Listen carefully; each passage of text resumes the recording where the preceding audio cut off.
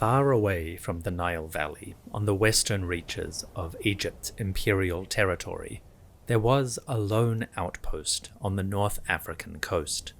Today, we know this site as Zawiyet el-Rakham. The ancients called it Pademi Usir Ma'adra, or the town of Ramesses II. That uninspiring name conceals a fascinating archaeological site, one that my guest today has spent many years excavating. Professor Stephen Snape works at the University of Liverpool. Enthusiasts may know him from his popular histories, The Complete Cities of Ancient Egypt, and Ancient Egyptian Tombs, The Culture of Life and Death. But his major work is the site we discuss today.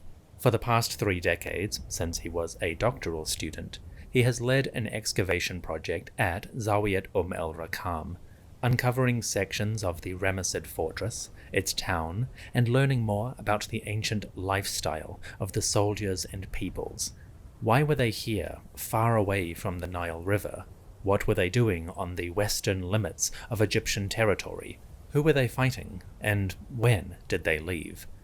In this deep dive discussion, we explore many aspects of Zawiyet el-Rakham's history, including the surprising evidence for trade connections, small traces of interesting items like opium, and how one of the soldiers here may have gone a bit too far in his pursuit of power. Please welcome my guest, Professor Stephen Snape.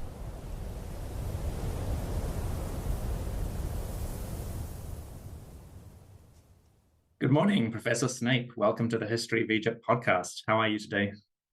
Hi, I'm very well, thank you. I'm glad to be here. Excellent. It's lovely to have you.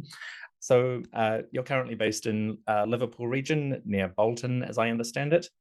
That's correct. How does a British summer compare to excavating on the North African coast? Well, there's a lot more regularity in the North African coast. At the moment, the weather is very up and down here. It's very hot one day and raining the next. But when we excavate, which is normally in September, the weather is just perfect. Really, it's not too hot. It's mildly sunny throughout the day. You don't get the savage heat that you get right in the south of Egypt in summer. But the odd thing is that it's that stops all of a sudden right at the end of September, because that part of the coast in the winter it can be quite wet and rainy. So that's essentially, it's not just the university terms that dictate when we go. I think it's the weather as well. Absolutely. So let's ask about the Zawiyet el-Rakham project. You've worked there for many years, many archaeological seasons. But I'm curious to know how you first came to this particular site. What drew you to Zawiyet as a place of, this is where I would like to excavate? Okay, well, it's sort of a complicated story, but I'll give you the essentials. Mm-hmm. When I was a postgrad, I became really interested in fieldwork. In fact, I would have finished my PhD a lot sooner if I hadn't got seduced by going off doing fieldwork in Egypt. At first, with other people's digs, I worked for a number of seasons with the British Museum at Hermopolis Magna, Ashmonain. And then I set off a project on my own, working on a survey project in the Delta. And I got involved in various projects, working at Abydos and in the Sinai. But then at a point when I'd got my full-time job at Liverpool, I was looking for another project, and one of the things that struck me was that I'd come across references in the literature to this place, Zawiyet el-Rakham, and it seemed rather odd, in as much as it is a place that was producing Ramesside material somewhere that was way, way to the west of where you would expect Ramesside Egypt to stop. So I decided to check this out. I went out to have a visit with my colleague, Dr. Penny Wilson, and we had a look, and it looked pretty promising. So I thought, yeah, well, why not have a look and see, try and just work out what's going on here. I didn't actually imagine we'd be working there for very long, because the published record that I've seen suggested it was a rather small fortlet, such a thing as a fortlet, small fortress on the edge of nowhere, and we would just clear up do a bit further work on the excavations that have been conducted there in the past, find out what it is, probably lasts us a couple of years, and solve that mystery. As it happened, once we started work, the site just got bigger and bigger and bigger, and been there ever since. Archaeological sites have an annoying habit of doing that, don't they?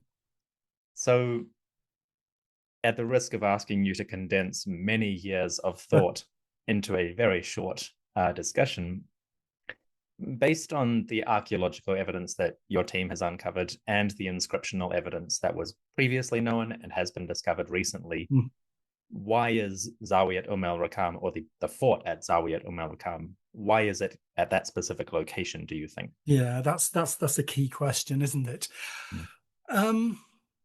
Well, let's backtrack a bit. The work that was done initially in the 1950s by Labib Habashi produced a number of blocks that made it clear that this was a site of the Ramesside period.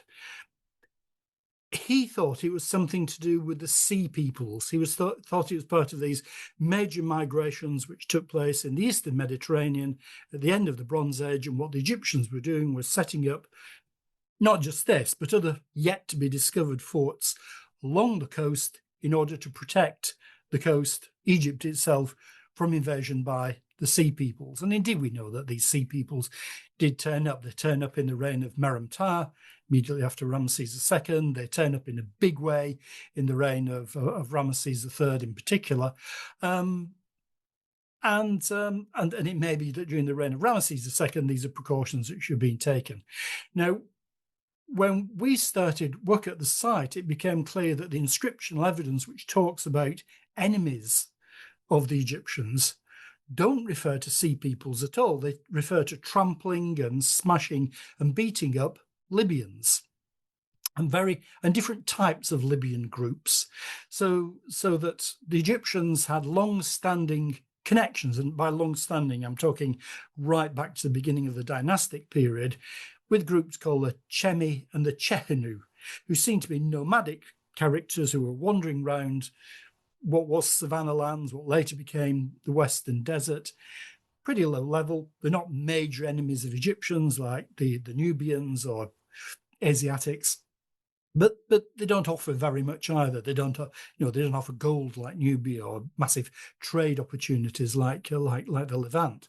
So, there's low-level contact. Occasionally, Egyptians go and beat up some troublesome Libyans, and that's about it. Then we get new Libyan groups appearing in the New Kingdom.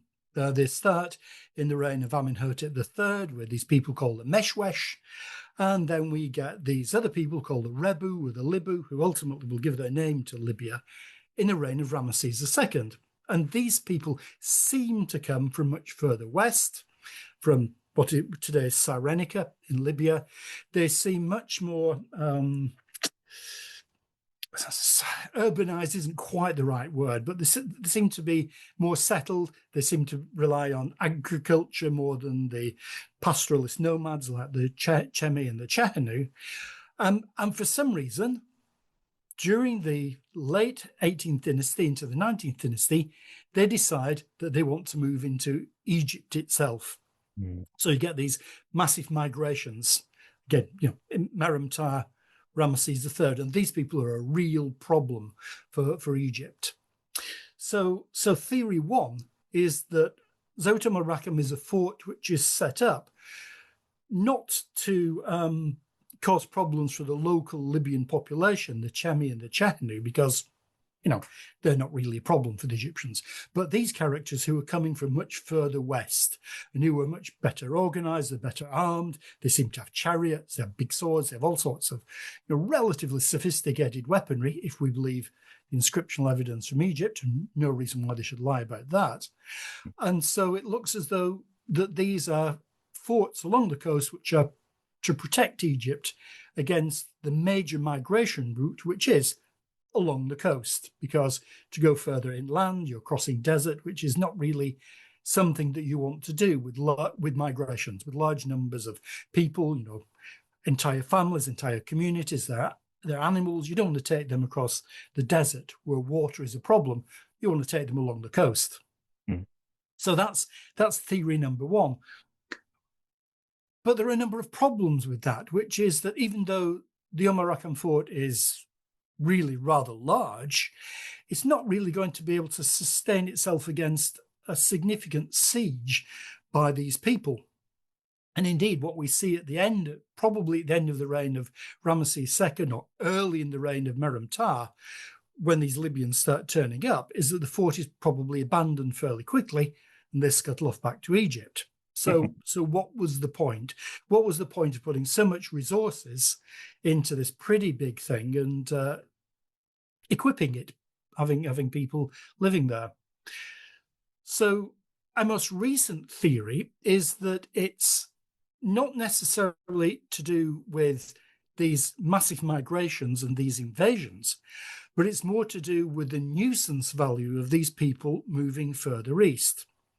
Because there's something else we need to consider, which is that for the Egyptians, the Eastern Mediterranean is a really important trade route, not just for the Egyptians, but in, say, the late 18th dynasty, at times of peace, you've got different people contributing to a trade and exchange network, which is fairly extensive. So we've got Egypt, we've got the cities of Levant, we've got Syria, we've got the Hittites, we've got Cyprus, we've got Mycenaean Greeks, you've got people from further afield in sort of Central Europe and in Mesopotamia, and of course further south in Nubia, and they're all sending stuff and exchanging stuff. And that, the main mechanism for transporting it is by ship around the edge of the Eastern Mediterranean. So it goes round and round and round, and things get swapped. And we know this from archaeological evidence like jars containing, say, for instance, olive oil from Greece, which is turning up in Egypt, or copper from Cyprus, which is turning up again in Egypt and various parts of the Mediterranean. So everybody is doing well out of this. Everybody is benefiting from this trade. The problem is, if you've got people like these Libyans, these new Libyan groups, who aren't part of this network, and they're moving further east, they can be a real problem in that they can be disrupting the places where these ships are turning up. Because there's a particularly weak link in that chain, which is where ships from Crete head off south to Egypt. And they don't go southeast to the delta itself, they go south. The shortest sea journey possible, which is hitting the African coast, roughly around where el-Rakham is. In fact, they're probably aiming for Mersa Matruh, which today's big city, big holiday destination for Egyptians, but in the late Bronze Age is a lagoon, is a harbour where these traders can stop, can refit their ships, they can do a little bit of trade with existing old Libyan groups, and then head off along the coast to Egypt itself. Now, what looks as though is happening, we've got these new Libyan groups coming along and possibly disrupting that travel, because if these ships are turning up, they're probably not going to do a little bit of trade and send them on the way. They're going to be robbing them. And that's a real problem. It's breaking the chain. So my suspicion is that the reason that el-Rakham is being set up is not because in the reign of Ramesses II, they're imagining these huge numbers of Libyans suddenly invading. What they're doing is protecting the coast and protecting the trade route in a way that didn't need to be protected before, because that's one of the questions. Why are the Egyptians interested in this part of the coast now, when for a couple of thousand years they hadn't been? And I think that's most likely. And given that within the fort itself, we find fairly extensive trade goods, which are probably being exchanged by these traders with the garrison in the fort, that seems to me to be strong evidence that that exchange is taking place. And to me, it makes sense that this is primarily to do with protecting an important trade route, a trade route which is just as important for Egypt, but for everybody in the Eastern Mediterranean. And I think that's the reason, the main reason why el-Rakham is being set up. That's current thinking anyway. Okay, so I guess almost just to put it in simple modern terms, are we currently thinking of it almost as like a large fortified customs post, kind of just controlling a trading point where people are coming, but clearly not on the same defensive scale as a Buhin or a Semna, something to control movement without necessarily dominating the area militarily too much? Yeah, I think its prime reason is to protect the coast, but I think to do that, they have to put quite a lot of resource into it. They're not just sending, 50 or 60 men and a little place for them to live. It's clearly built with major defensive capability in mind. So it's not as big as Buhan, but it's much bigger than Semna. It's fairly comparable with what we know of other New Kingdom forts in the Near East and in Nubia.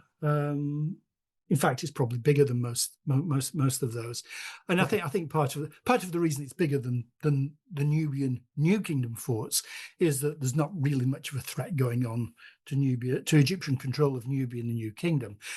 But this is very much the edge of where problems are. So whereas I've perhaps made it sound like as though it's just keeping a watch on the coast, I think they're not underestimating the potential danger of not mass migrations, but certainly a capable military force of these people turning up. So the fort itself has massive stone walls. It's got 2 sets of gates. It's got a big ditch round the outside.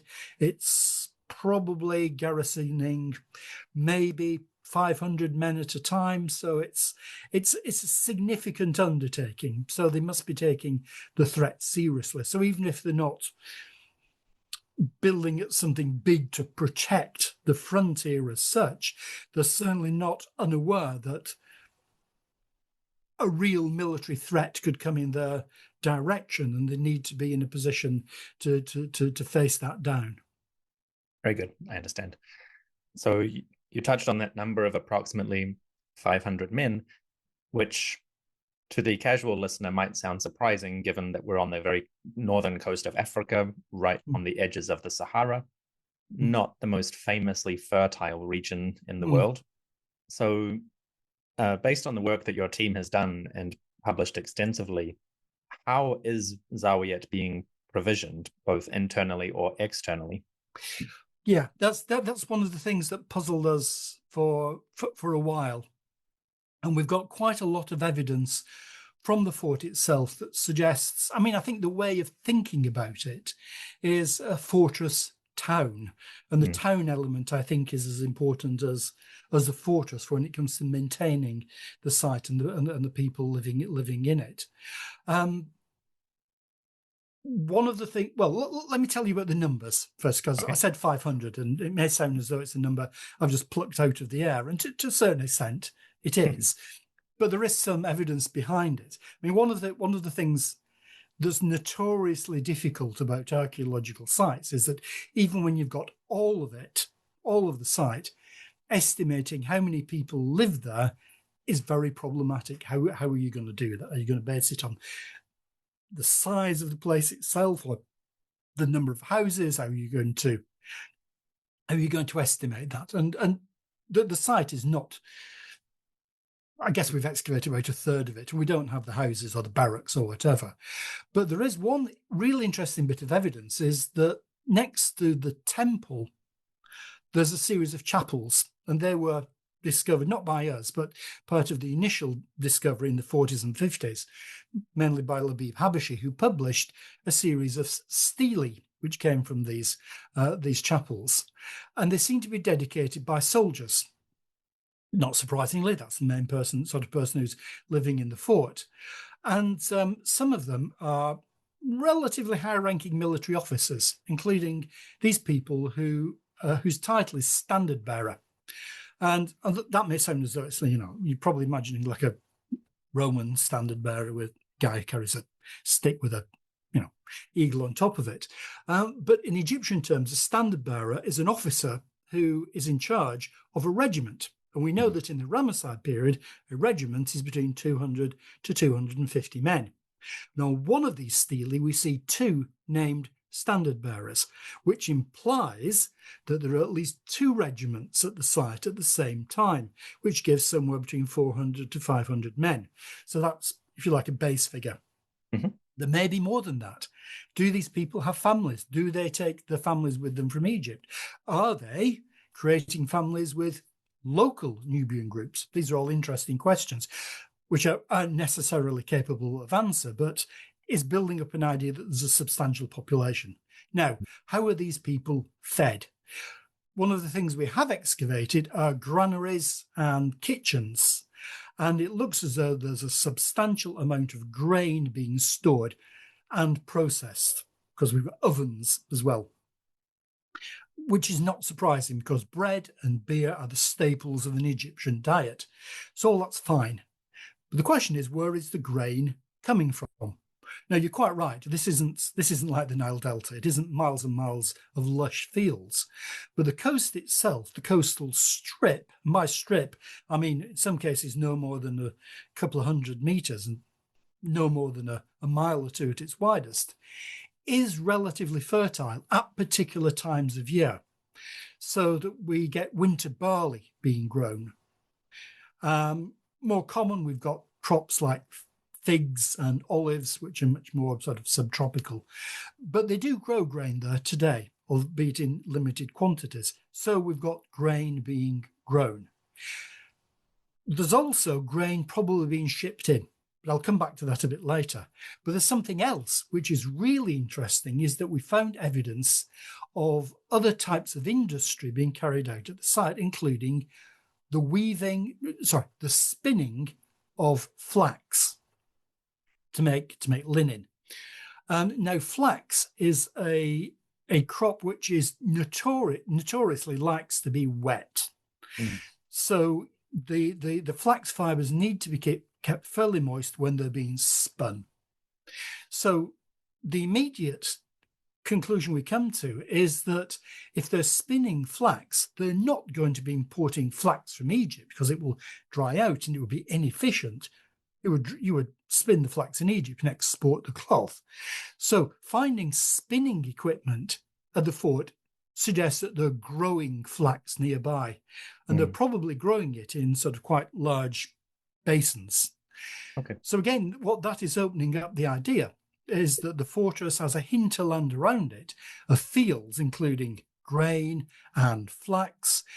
We know from animal bones within the fort that they are importing primarily goat in order to eat. So that they've got a hinterland around them which is producing food, which in itself suggests that they've got a fairly decent relationship with the local Libyan groups, who are probably finding some advantage of trading and maintaining this fortress. I mean, I imagine at first it was a pretty unwelcome presence, but then it becomes, somewhere where people themselves can trade and exchange and make something of it. So the way I think of el-Rakham is a bit like, this is much closer to home, Roman forts in northern Britain, which are built to suppress the local population in order to protect the border from even greater unpleasantness further north, which is presumably in the first instance really unwelcome to the locals.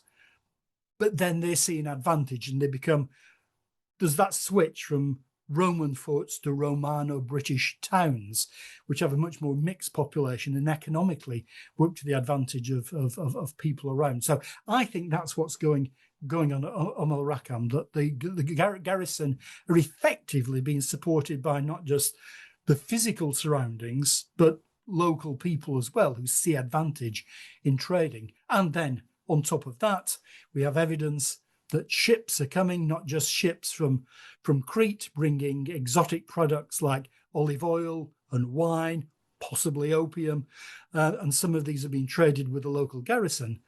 But we've also got these big trading ships coming from Egypt itself, bringing additional supplies, and probably again, if they need grain, more grain is being brought. So that's how I see it operating. And again, it suggests that we're dealing with quite a substantial undertaking here in setting this thing up, in garrisoning it, and in keeping it supplied as well. And probably not just el-Rakham, there are probably other forts, not necessarily as large, but other forts along the coast which work in a chain stretching all the way back to the Western Delta. We'll take a quick break now for the pesky advertising and to give you a chance to have a short rest. After the break, we continue with our discussion of Zawiyet el-Rakham, learning more about the people and their lives. This includes some surprising revelations, including evidence for trade connections and opium that was coming from overseas, and the tale of a soldier far from the center of power who may have gone slightly wayward in his career. That is after the break. See you in a moment.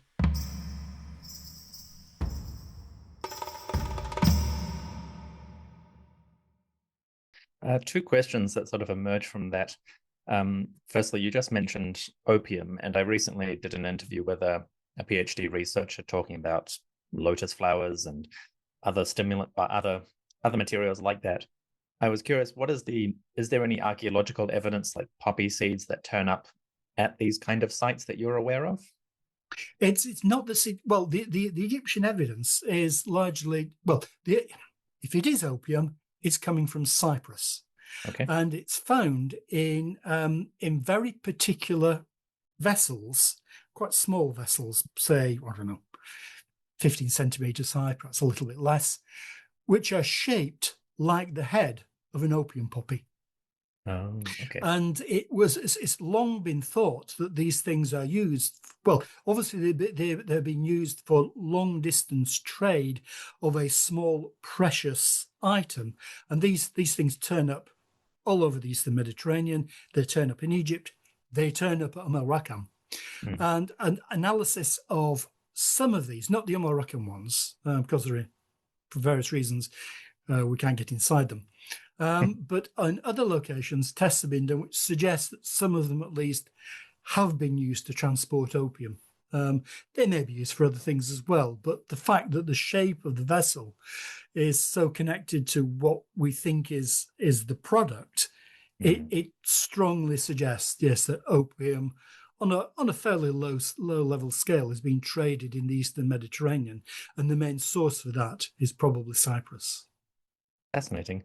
I'll have to ask you more about that in the future. The second question was about the local agriculture, because in a couple of your publications, you include some lovely photographs of the regional hinterland with the sort of runoff valleys that come down from the Sahara that seem to be I wouldn't call them lush, but relatively fertile.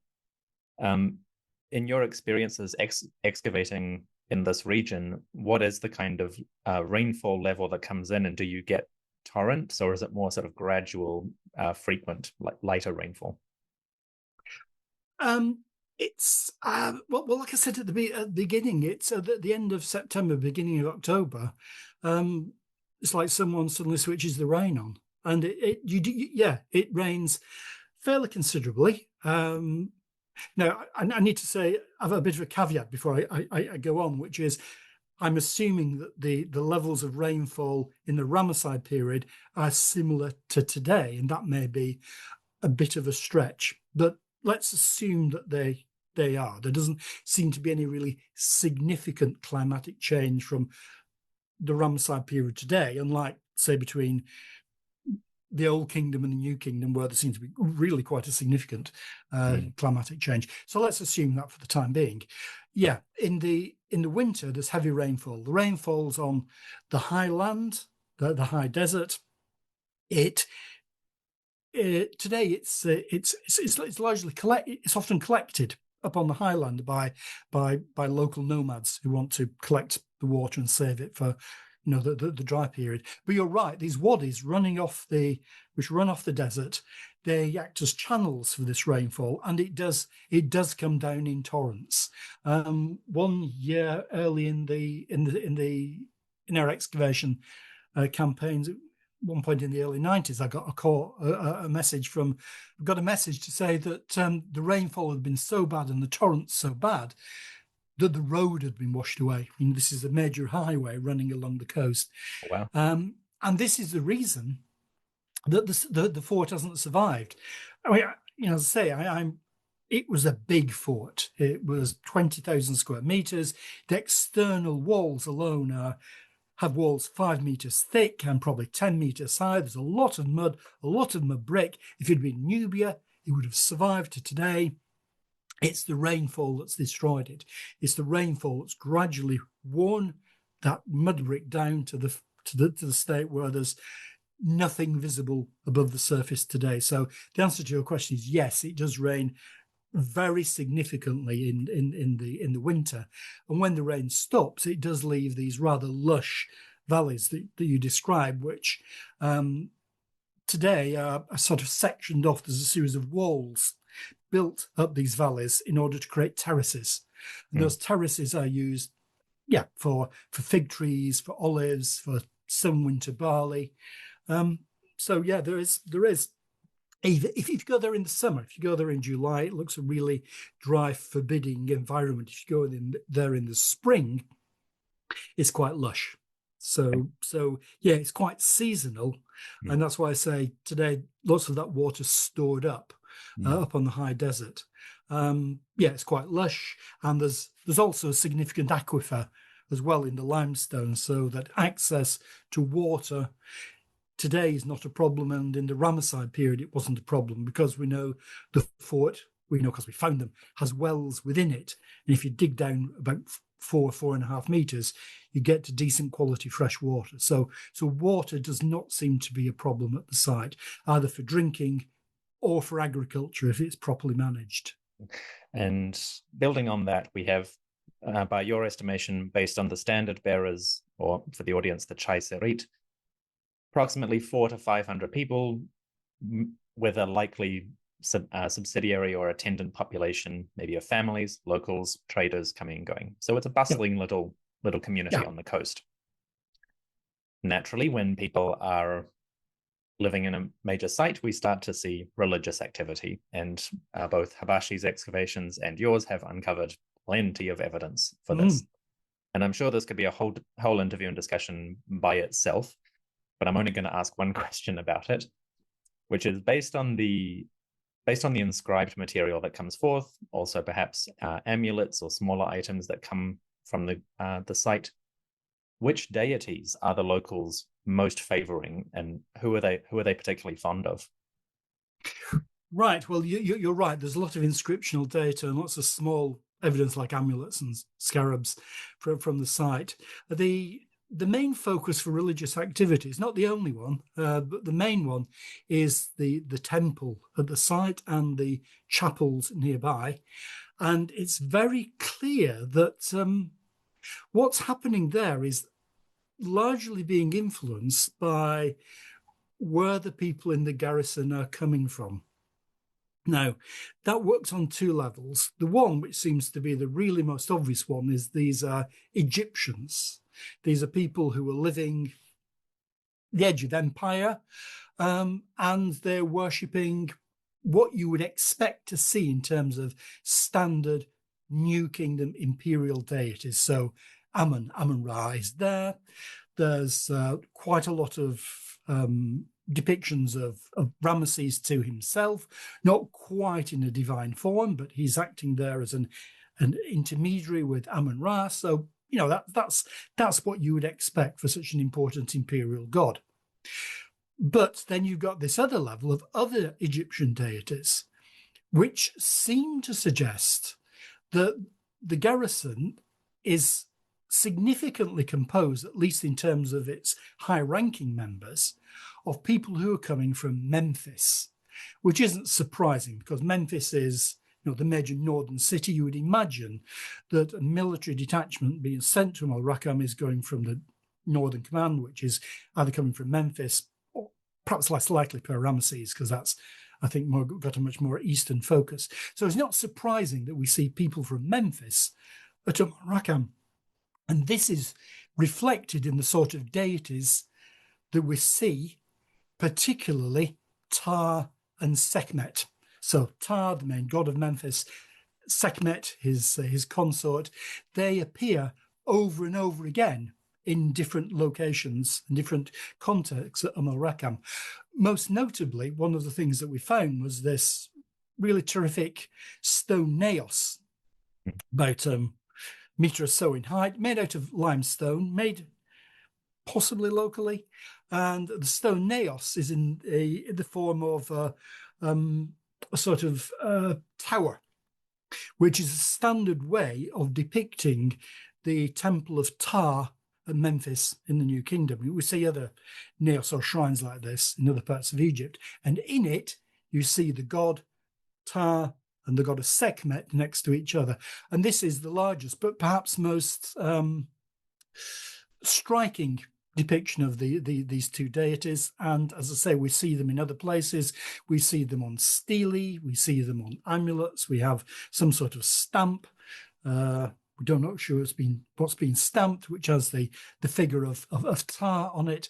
So yeah, so that religion, as far as the Egyptians in the fort are concerned, are based on what you would expect in terms of standard Egyptian imperial deities, but then you've got this Memphite connection as well. So that's really what we see in terms of religious worship going on at the site. Okay, and I don't suppose we see any foreign deities in the vicinity, do we? We don't see your Baal or your Reshep or your Sutek, who dominates the deserts. It's mainly that trinity. No. Well, there's one broken text that we found which does mention Seth on it, among other deities, or we're not quite sure what the context of that inscription is. And yeah, we've got I think we've got one depiction of Reshef, but that's on an amulet, but that's all. So so we don't have a range of foreign deities from that point of view. But I guess part of it would be that, yeah, you might expect desert related deities, but not so much, not really, no. Okay, I suppose that is certainly a question that is going to be pending further excavation, because as you mentioned, only 30% of the site has roughly 30%, been thoroughly excavated. So who knows what might change as you explore more of the urban space. Yeah. Within the inscriptional evidence, one of the key people who emerges in the historical record is this chap, Neb-Re or Neb-Re, who your team has identified as the commander of the fortress or the garrison. He's, for those listening, he's quite well known artistically from a beautiful statue now in the Luxor Museum, where he appears with his sort of military standard, a nice courtly robe. Very nice example of Ramesses sculpture. So he's clearly reasonably well off in terms of his personal wealth. What is his official role in terms of the titles and duties? What is his position in the military or civil hierarchy? Okay, he doesn't have the very highest titles. He's not a generalissimo. He's not an Emir Meshawar, but he is sort of overseer of troops, overseer of bowmen. He's clearly the most important military officer who has been at the site for any length of time. One of the stelae from the site does have a text from a very high-ranking general, but it looks as though that may be just a bit visit. So yeah, his name is all over the site. He's on this statue, which on a recent visit I discovered is no longer in Luxor Museum. I'm not quite sure where it is. So yes, on this marvelous statue, he's also responsible for the naos I just mentioned. He's also puts his name on things like stone doorways and in places of official inscription. No, it's bracketed alongside that of Ramesses II, because as you'd expect, Ramesses II's name as the ultimate owner of the site is everywhere, but Neb-Re himself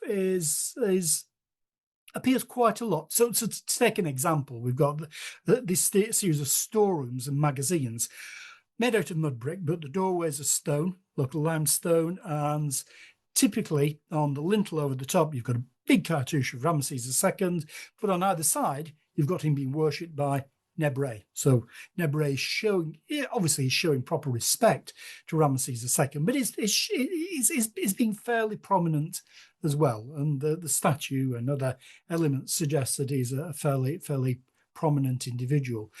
We don't know anybody else who has that standing, either in other monuments or in this stele at the site. As I said earlier, the stele, apart from this one reference to this very high-ranking officer, seem to be middle-ranking people or heads of regiments, as we've said. So if there was another commander of the fortress, we don't know about them, whether they were there before or more particularly after Neb-Re, because you'd think that if there was a commander after Neb-Re, there would be some reference to them in the inscriptional material. Perhaps not if they were only there a short period of time, or perhaps the situation changed. But as far as we know, he's the only commander of the fort. What that says about how long the fort lasted, or whether he got rid of any mention of any of his predecessors, we don't know. He's a really intriguing character. And what's particularly intriguing is the extent to which his name is removed from monuments. So if we take the statue, for instance, on the back pillar, the rear of the statue, his name is preserved, perhaps because it was up against the wall, maybe. But on the front of the statue, particularly on the big apron, it's got a big Ramesside sort of baggy apron, and his name ran down the front of it. It's been carefully chiselled off. Not hacked off, but carefully removed, as though one was waiting for another name to be put on it, as usurped. Maybe. But certainly, both there and in other locations, there's been some attempt to remove his name. So it looks as though at some point he's fallen out of favour with the authorities, whoever they might be, and there's been some attempt to remove memory of him. But he puts his name so extensively over el-Rakham, and in like many of these usurpation texts that you get in Egypt, or when names of kings are being removed, it's hardly ever a thorough job, and you always get some surviving to give an indication of what was there before. So if anyone wants to remove his name, they're not successful, but he clearly has fallen into someone's bad books at some point. At the risk of asking you to speculate wildly, do you have any idea why he might have fallen from grace? Okay, this is all speculation. So, but here goes. I think he's somewhere on the edge of nowhere. He's got his own little fiefdom. He's in charge of a big fort. Lots of people are working from him. He's a long way from immediate central oversight. It wouldn't be surprising if he decided that he was he was a really important local person. I'm not saying he regarded himself as a local king or anything like that. There's no suggestion of that. But it would be hard for him, I think, not to think beyond that local brief. That idea that he's somewhere in the middle of nowhere, and he's the most important person. He's in charge of imperial troops, in charge of local people who are perhaps looking to him. I think of him a bit like Kurtz in Heart of Darkness. Someone who's out in the middle of nowhere, and goes a bit strange, and decides that they're a very, very important local person, and goes beyond what's appropriate. I think that's probably the thing with Neb-Re. He's probably gone beyond what's appropriate for even a fairly high-ranking military officer in portraying himself. And I'd like to think of one day someone fairly senior is turning up at the site, or maybe he's being grassed up by someone who's going to the site, seeing what's going on, and gone back to Memphis or whatever, and said to the person in charge, "You know what's happening at el-Rakham? This Neb-Re is going a bit strange. He thinks is as important as the king." One can speculate. Perhaps someone who wants his job. Who knows? But as I say, all of that is speculation and only partially supported by some of the evidence. So, yeah, I might be completely wrong over that. So the best we can say from the evidence is that somebody has terminated his command with mild prejudice. Yes. Very good. Okay, so I'll bring it sort of round towards the close now with the last two questions. So you've referenced this briefly a couple of times in the discussion so far, but Zawiyet el-Rakham seems to have had a relatively limited tenure of operations. Yeah. And you've touched on this briefly so far, but is there any evidence as to when exactly it was founded and when exactly it ceased functioning in the archaeological records so far? Okay. This is my best guess at what happened. The evidence from the fort itself, it's a type of fortress which is really more associated with imperial forts under Seti I than necessarily Ramesses II.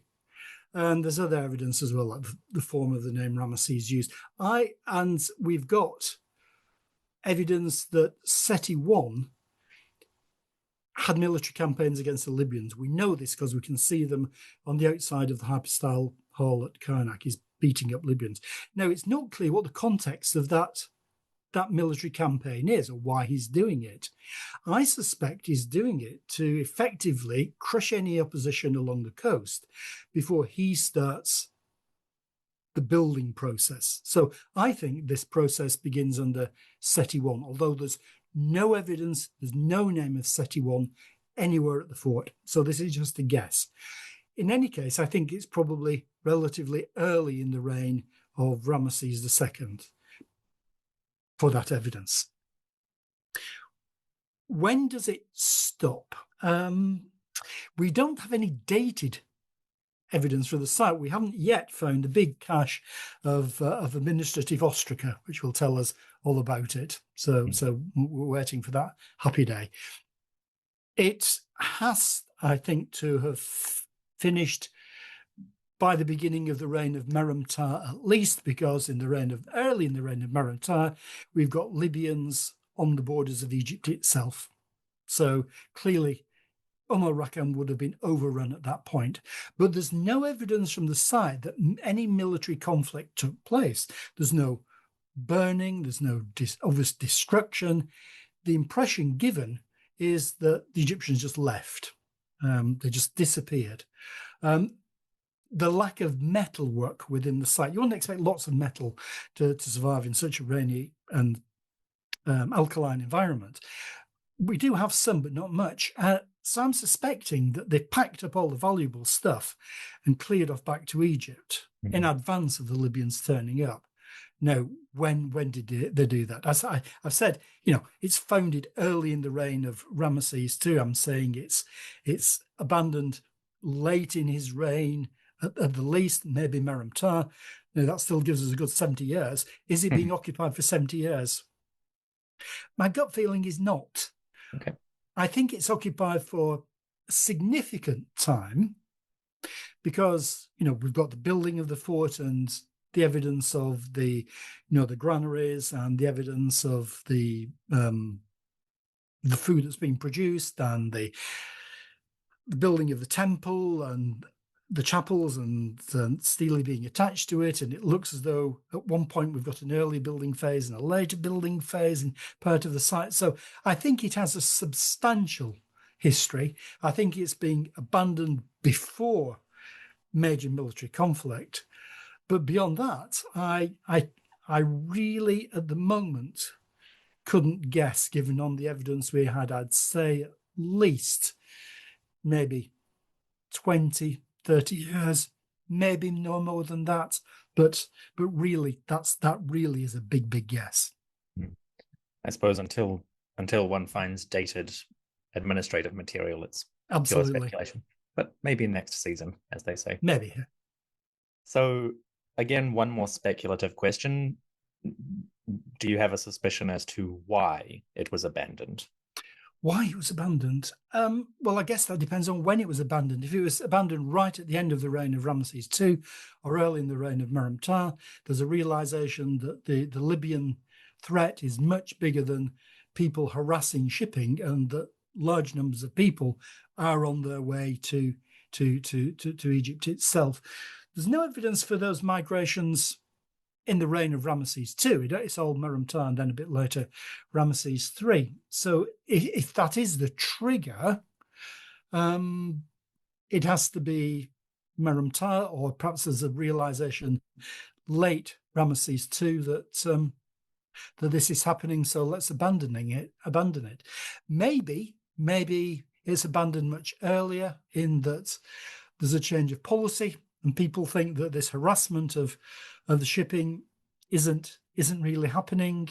Let's forget about it. These things are expensive to maintain. Maybe late in the reign of Ramesses II, the sea peoples themselves are beginning to pose a bit more of a problem, and that what's happening in the northern part of the Mediterranean is being disruptive to shipping, and therefore, these people aren't coming to the North African coast anyway. And with that in mind, it's not really worth maintaining them. So it might be for one of those reasons. Either it's perceived without having lived its usefulness and it's too expensive to maintain, or that the Libyan threat is seen as so significant that we want to pull our troops back because they're not going to be hold out. Okay, they could probably hold out in a siege in the fortress for a significant amount of time, but there's no way that that size of garrison is going to go out and take on a very large number of well-armed Libyans heading in their direction. Fair enough. Well, that brings me to the end of my archaeological and historical questions. Do you have a few minutes just for some lighter conversational? Yeah, of course. Excellent. Lovely. So first question is quite a simple, almost foundational one. What drew you to archaeology and Egyptology, or however you like to define it initially? Well, I don't know. I think most people who are Egyptologists, you ask them that there's not really a sort of light bulb moment. I mean, as a child, I was always interested in the past, in history, archaeology. Every child's interested in paleontology and dinosaurs, and then gradually sort of narrowed down to Egypt. It just, at one point, it just struck me that in terms of looking at the ancient world, there's actually nowhere that's more interesting than ancient Egypt, and that's it really. I can't, as I say, can't point out one particular moment. There's no one particular museum visit where I went, gosh, and the Egyptians fabulous. It's just a general narrowing down from a real interest in the ancient world to a realization that there's nowhere more interesting than ancient Egypt. Absolutely. I'm sure most of the audience for this show can agree. The excavating at a site on the North African coast is an experience that not many archaeologists or Egyptologists have had. So I'm very curious to know, we've touched on it briefly so far, what is it actually like excavating in such a distinctive environment compared to the Nile Valley? Well, it's different in a number of ways. One is the climate. I've already touched on it. It's much more easy to work. It's much more lovely to be working in what's effectively a Mediterranean beach resort than further south. The other thing that makes this place really interesting are the local people. Now in Egypt, local people are always a joy. And of course that's most of where our workforce comes from, the locals. But in this part of Egypt, the locals and the local, well, to a certain extent it's local villages, but for the most of the local population are They're Bedouin, the pastoral nomads, and some of them live next to the coast, and a lot of them take their herds inland seasonally. And they are the ones who employ for us, and they're really quite different from the people of the Nile Valley, and consider themselves to be so as well. They don't.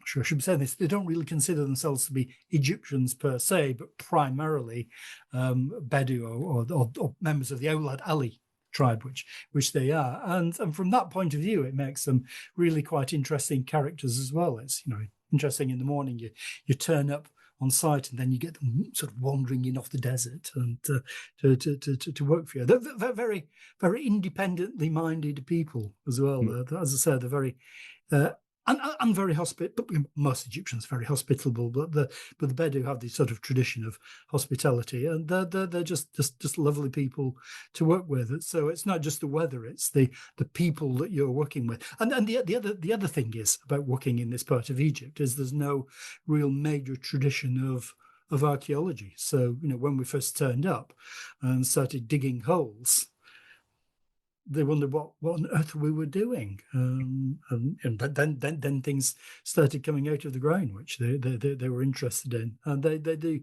genuinely have an interest in the site and what we're discovering and what this tells us, and I think to an extent the idea that this is an Egyptian fortress built out in the West to control a local population has certain resonances with them.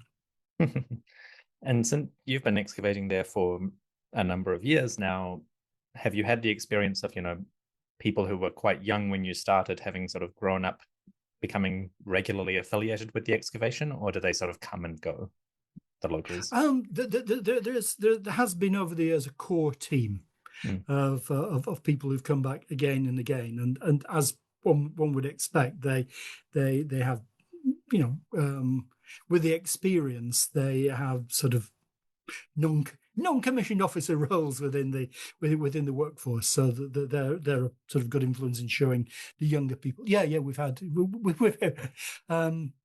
over the years we've had really quite, well, let's put the face on it, children coming along saying, "Can we work?" And said, "No, we're not taking on really young people and getting them to physical work. Come back when you're a bit older," and they have, and they make an interesting mixture of people who've been there for a long time, working with us, who are sort of very traditional Bedou and dress in a traditional way, and then you've got the younger ones who turn up in their football strips. So it's an interesting way of seeing generational change in that part of the coast. So it's an interesting experience, not just for the archaeology, but for the sort of ethnographic anthropological aspect of getting involved with this particular group of people and seeing where things are changing for them over the years as well. And how have their communities been affected by this sort of, I guess you could call it, the resortification of the North African coast? Is it affecting Zawiyet yet? Not well. In effect, yes. And as much as what you allude to is all along this coast, we've got huge numbers of these resort holiday villages being built. There's been a hotel and resort village at el-Rakham since we started in the early 90s. So from that point of view, it's nothing new. I think the locals are fairly ambivalent about it in some ways. On one extent, it's these incomers coming in along the coast and buying these resorts. On the other hand, where we are is quite close to Mers-Matruh itself, which has always been a big holiday destination for Egyptians. So from that point of view, it's not so unusual for them to see Egyptian holiday makers around. And for some of them, it's been a real benefit. Some of the local landowners have become really rather wealthy out of this, and some our regular landlord is quite a wealthy landowner. I mean, although you probably won't forgive me for saying this, but although in some ways he looks like a very traditional, Bedou, just wandered in off the desert, but he is, when you explore a bit more, a person of really quite significant substance indeed locally. Yeah. So I think it's a double-edged sword for them. Fair enough. And one sort of question, I think, which the public might be kind of curious about: the whole region, Zawiyet Umm, el-Rakham, Mers-Matruh, famously were the site of a very protracted and significant conflict about 80 years ago or so. And I distinctly remember in Habashi's early report, he described having to, when he first did a survey along Alamein, Mersamatru, Zawiyet, he had to be preceded by military vehicles checking for mines and unexploded ordnance. In your time spent in this region, have you ever encountered any sort of situation like that where you think, oh, there might actually be something here that we should not be touching just in case? No, there hasn't. I mean, we did look into this a bit before we started, and there doesn't seem to be, as far as one can tell, any minefields in this part of the coast, and it's an area that's been trodden on and dug up by local farmers for some time. We have occasionally in the past picked stuff up. Near the surface levels, we've picked up the odd rusty shell casing from a rifle bullet, bits of barbed wire. One of the things that Habashi dug up was a limestone block with a swastika roughly carved on it. But apart from that, no, we haven't, and I haven't felt unsafe around there. How I would feel if I was looking for one of the other sites. I mean, I've got a suspicion, based on various bits of evidence, that one of them was probably at Alamein. How I would feel about that is another question. But no, I've never felt worried in that sort. Of course, it's the sort of thing we joke about all the time in a black humour sort of way. But no, we've never had any particular worries about where we are about that sort of unexploded ordnance or anything like that. Okay, fingers crossed it remains that way.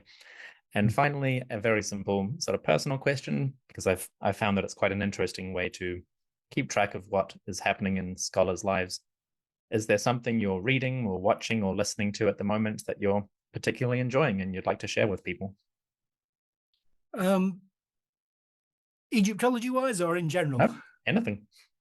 Okay, if it's anything, I was recently rereading a book I very much enjoyed a number of years ago by an author called Robert Irwin, who's fairly prolific author, but his favourite book of mine is called The Arabian Nightmare, and Irwin himself was a scholar of medieval Arabic, and it's set in the sort of milieu of the Arabian Nights. It concerns an English pilgrim, or looks like a pilgrim, in medieval Cairo called Balliol of Norwich, and it is, I suppose, a sort of historical novel, but it's also a fantasy novel. I don't want to give the impression that I'm heavily into fantasy literature, but in this case, as I say, it's in the world of the Arabian Nights. It's very cleverly done. If you're interested in the Arabian Nights, in medieval Cairo, and in medieval Egypt in general, I heartily recommend it. It's a lot of, like much of Irwin's work, it's a lot of fun. It's done with a lot of tongue in cheek, but it's as I say, I recently reread it after leaving it for a while, and that's my recommendation for Book of the Week. Fabulous. So that is, for listeners, The Arabian Nightmare by Robert Irwin. I'll put a link to the Wikipedia page in the description. But thank you very much. It's always nice to get a little bit behind the curtain, so to speak, just to see what people are interested in. So, Professor Snape, that brings me to the end of my questions. Thank you very much for taking the time to speak with us, and I hope you found it as enjoyable as I have. It's been a real pleasure. I'm always happy to talk about el-Rakham, and thank you for your questions. Always happy to. And out of curiosity, what are you working on at the moment that people might look forward to? Okay, what I'm urgently trying to finish at the moment, another of the projects before Zawiyet Umm 2 gets done, is a book on sacred landscape in ancient Egypt, which again I've been working on for a significant number of years. The particular angle I'm taking is looking at the way in which non-royal people could interact with royal monuments, particularly in the Ramesside period.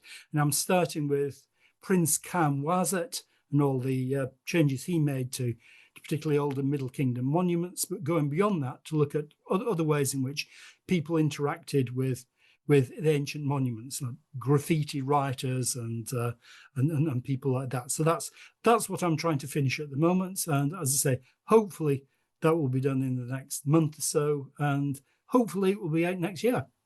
Well, how wonderful. The podcast narrative is currently in the very early years of Ramesses II. So as soon as that's published, hopefully we can get you back to talk about Chaim Wasset and the many other folks who are, I'm sure, discussed in the book. Yep. So Professor Snape, thank you very much. We will say farewell for now, but hopefully not forever. And we will see you very shortly.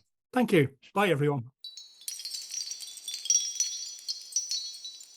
Once again, my thanks to Professor Snape for joining us in this discussion. If you would like to learn more about Stephen's work, including his publications, you can find links in the episode description. And I've also included a link to a lecture which Professor Snape did for a recent academic conference.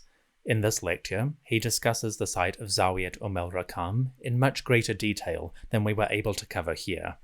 If you'd like to see that, I have also put a link in the episode description. Thank you very much for listening to the History of Egypt podcast. We'll be back very soon with another episode, as we continue our history of Ramesside Egypt. I'll see you soon.